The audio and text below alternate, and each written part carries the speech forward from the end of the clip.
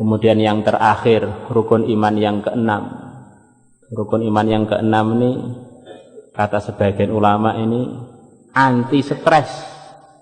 Selepas orang itu usaha, kalau usahanya mentok, akhirnya iman dia pada takdir akan meredakan emosinya, akan meredakan hatinya, akhirnya enggak jadi stres. Jadi kalau iman pada takdir ini enggak mantep para hadirin, begitu orang itu sudah notok, akhirnya bukan pasrah, tapi malah gantung, putus asa. Kita yakini bahwa segala sesuatu itu sudah ditentukan oleh Allah, diciptakan, ditentukan, dan ketentuannya Allah tidak akan berubah para hadirin. Allah ini ilmunya sempurna, maka keputusannya tidak perlu berubah-ubah. Kalau kita ini pengetahuannya begitu dangkal, akhirnya sikapnya dalam memutuskan sering berubah-ubah karena kita nggak tahu masa depan, masa yang akan datang, akhirnya sering keliru, sering berubah-ubah. Allah yang menciptakan segalanya, yang tahu segalanya, maka kalau Allah memutuskan tidak mungkin berubah. Kalau orang itu ditakdirkan dia ini masuk neraka, memang yang terbaik pada dia adalah masuk neraka. Kalau masuk surga malah nggak pantas untuk dia. Ada seorang wanita datang pada Nabi, ya Rasulullah, bagaimana anak-anakku yang telah wafat dalam keadaan tidak beriman? Nabi bersabda, anak-anakmu itu di neraka. Maka wanita tadi susah. Allah, kalau kamu, sabda Nabi, tahu siapa hakikatnya anak-anakmu, tentulah kamu akan ridho dengan keputusan Allah yang barusan saya sampaikan. Maka Mullah Al-Qari mengulas hadis ini, bahwa dalam diri kita ini ada perkara-perkara yang berkaitan dengan diri kita, yang keluar dari diri kita. Anak keluar dari diri kita, kencing juga keluar dari diri kita, kotoran besar juga keluar dari diri kita. Maka kalau kita ini memandang itu, kita pasti akan menyayangi yang keluar yang berupa anak tadi para hadirin. Tapi kalau yang berupa kotoran walaupun keluar dari diri kita, kita pasti akan sepakat mau kita buang di WC para hadirin. Ada orang saking sayangnya pada dirinya para hadirin. Anak juga disayangi, kencing juga disayangi, BO juga disayangi, akhirnya semuanya dia kumpulkan dalam satu kamar yang sama. Saya ini sayang pada semua yang keluar dari saya. Akhirnya bagaimana? Akhirnya orang yang seperti ini, rumah sakit jiwa pun tidak mau menerima dia para hadirin. Itu orang-orang di rumah sakit jiwa itu kalau buang kotoran masih ke WC lah, ini kalah kotorannya malah dibawa ke dalam lemari. Lah orang-orang yang ditakdirkan tidak beriman itu para hadirin, walaupun itu anak kita, cucu kita, ini sebetulnya kotoran. Kalau sampai dimasukkan surga, nanti surga jadi pesing para hadirin. Kita mandangnya harus begitu itu. Karena yang memutuskan itu adalah ahkamul hakimin, yang paling tahu menempatkan perkara pada tempatnya. Maka para nabi, para rasul, hari-hari dakwah, hari-hari pikirkan umat, disertai keyakinan bahwa ada sebagian umat memang nggak layak dapat hidayah para hadirin. Karena di antara yang disampaikan para nabi, para rasul kepada umat, di sana ada surga dan sudah ada calon-calon penghuninya, di sana ada neraka dan sudah ada calon-calon penghuninya. Maka datang laporan pada Sayyidina Ali, wahai Amirul Mukminin, ada orang di sana itu yang dia tidak percaya pada takdir. Maka Sayyidina Ali panggil orang itu, sini, kamu datang ke dunia ini, siapa yang mendatangkan kamu? Maka orang tadi ditanya Sayyidina Ali, dia bilang, yang mendatangkan saya Allah. Nanti kalau sudah waktunya kamu mati, siapa yang memergikan kamu dari dunia? Maka Sayyidina Ali dijawab, yang memberikan saya Allah.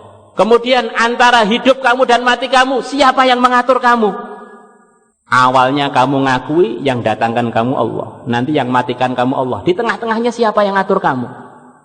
Maka orang tadi menjawab, Allah. Kata Sayyidina Ali, kalau kamu nggak menjawab selain itu, tempat yang ada mata kamu itu akan lepas dari badan kamu. Mau dibuat oleh Sayyidina Ali. Wah, imannya nggak bener ini. Nah, orang itu kalau menganggap di dunia ini ada perkara yang belum ditentukan oleh Allah, sama aja dia bilang ada di alam semesta ini yang lepas dari pengaturan Allah, para hadirin. Lah yang ngatur siapa itu? Yang menentukan siapa itu yang lepas itu?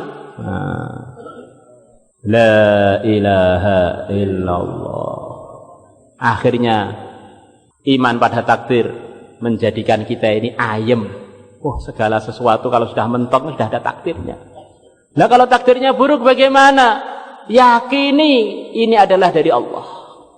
Ditakdirkan ngantuk waktu bayan. Ini dari mana ini? Dari Allah. Selepas itu apa? Perintah Allah untuk orang-orang yang lalai.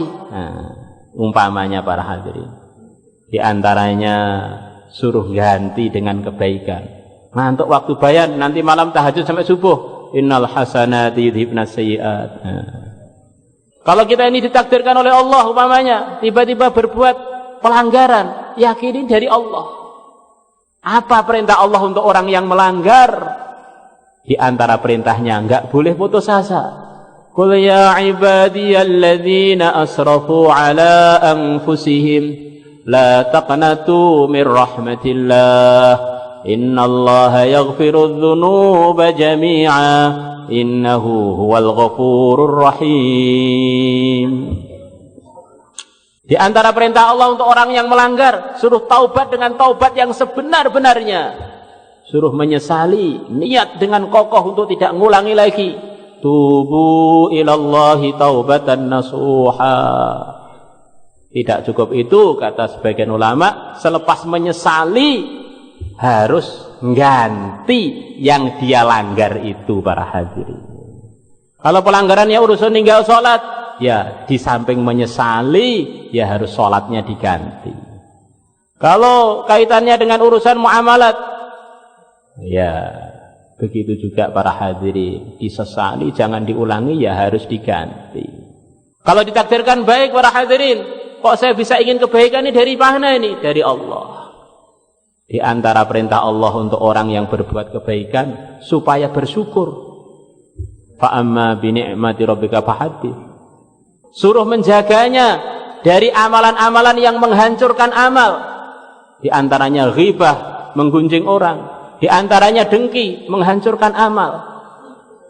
Para hadirin yang dimuliakan Allah Subhanahu wa taala, iman rukun iman yang 6 ini, inilah syarat sahnya orang masuk surga, para hadirin. Inilah illalladzina amanu. Inilah yang menyebabkan orang bersih dari kesyirikan.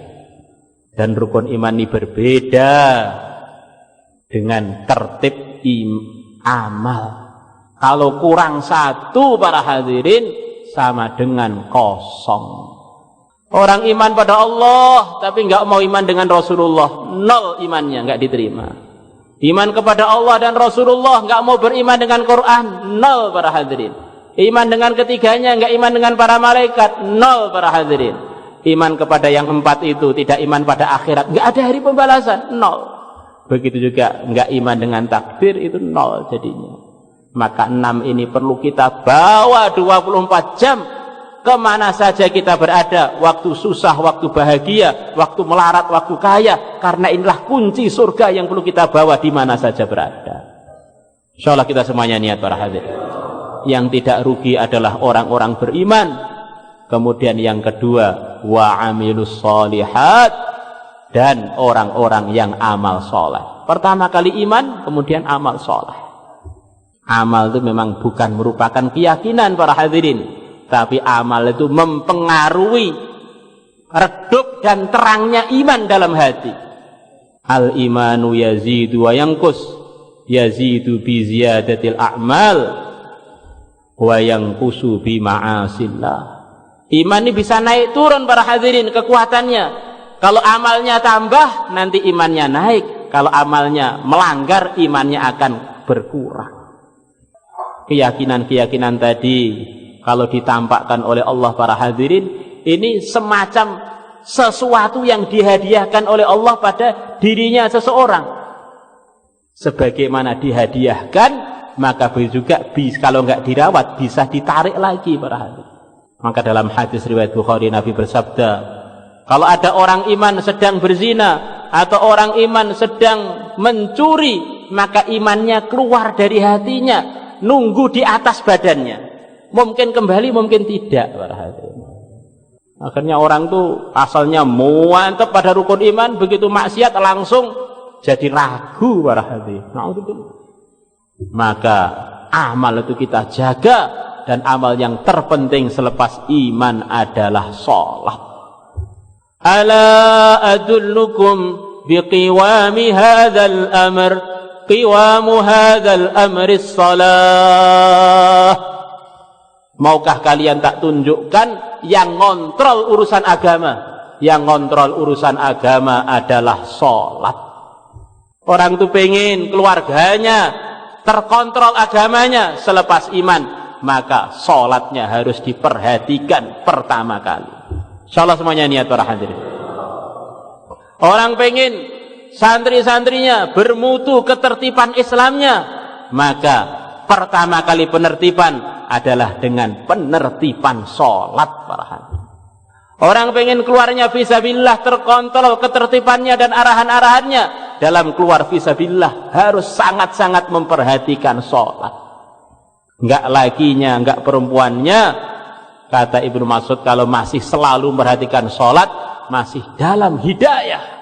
Tapi kalau sholatnya sudah kurang diperhatikan, hidayah itu sudah mulai dia tinggal para hadirin.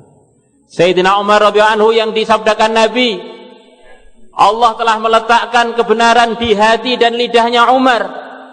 Beliau mengatakan, perkara yang terpenting selepas iman itu ya sholat itu. Kalau orang bisa menjaganya, maka dia akan bisa menjaga amalan-amalan agama yang lain.